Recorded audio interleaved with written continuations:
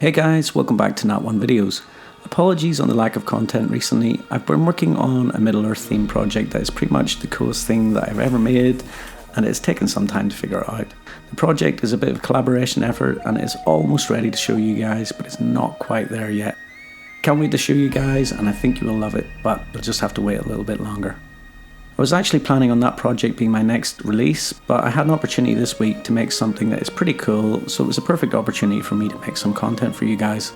In this project, I'm working with XPS foam as my main material to end up with a faux stone tablet plaque. The kind of thing that would look fantastic to adorn your gaming room or to bring some medieval vibes to your bedroom.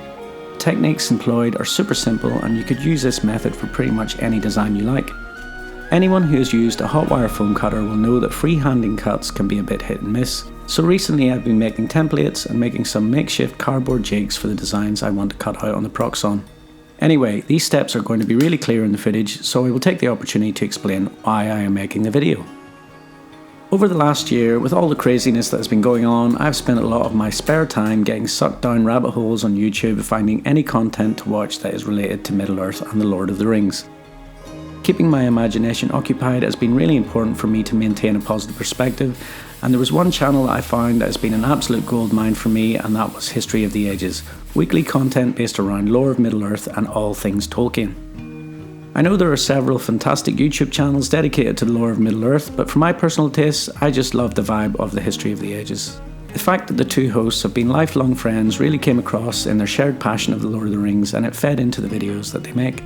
It made for some brilliant content that I thoroughly enjoyed. To cut what could be a long story short, the History of the Ages YouTube channel is sadly no more and has been relaunched as a brand new channel, The Broken Sword. If you want to find out the backstory around that, you can check out their update video on the old History of the Ages YouTube channel. Building a YouTube channel is no easy feat, and for these guys to start again from scratch is a bold move, but I have no doubt that with the quality of their content and dedication to the lore of Middle-earth, they will grow very quickly indeed. I've left a link to The Broken Sword in the description below this video, so if you're a fan of all things Middle-earth, please go and check them out and give them a sub. I know there's plenty of awesome content coming there very soon.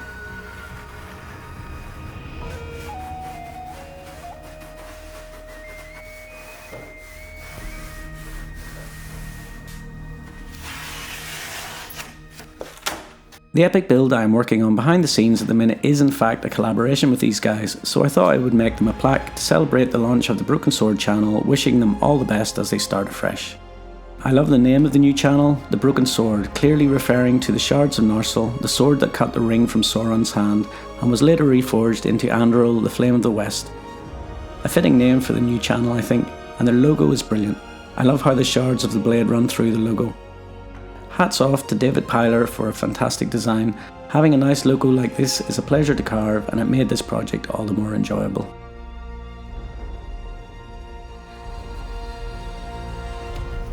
Hey guys, and welcome to The Broken Sword.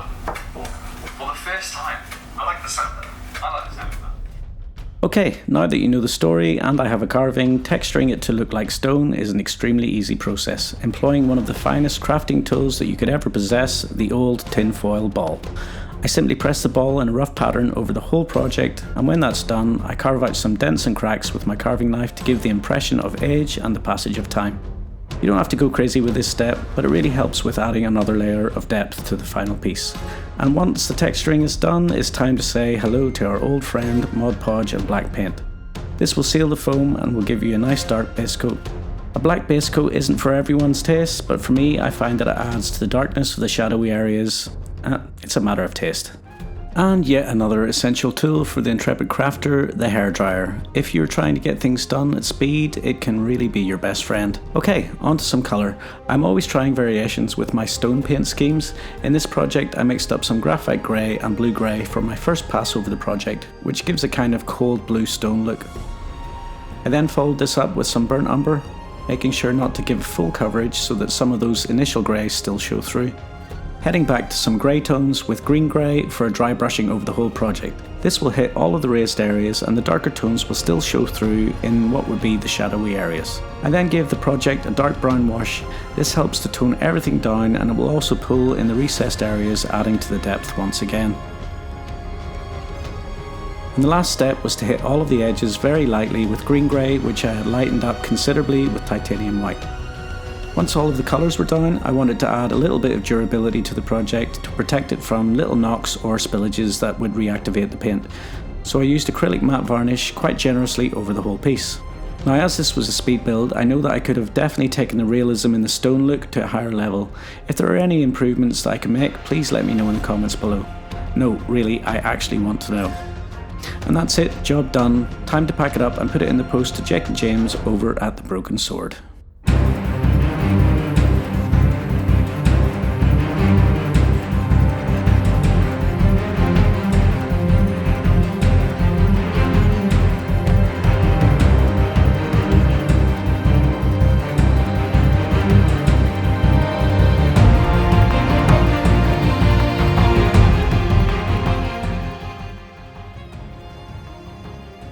Before we go guys, I want to say a massive thank you for the ongoing support of my patrons. Tina Martins, Carl Makes Stuff, The Mini Mason, Jim Worth, Tsukasa WM, Chris Scarrett, 1d6 Crafting Damage, Taylor Pickens, Patrick Pullen, Derek Ludwig, Benji's Hobbies, Jamatra, Amy Root and Rob Fraser.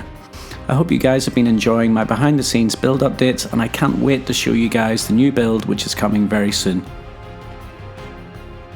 And lastly, please head over to the Broken Sword YouTube channel and give them a sub and say hi from me. Okay guys, I hope you all have a great weekend. I will see you soon with an awesome build that will blow your socks off. All the best, bye! Join Colin Bressy, Daniel West and myself every Saturday, 10 AM PST, that's 6 PM UK time on the Crazy Crafter livestream featuring awesome guests every week from the crafting community. Link in the description below this video.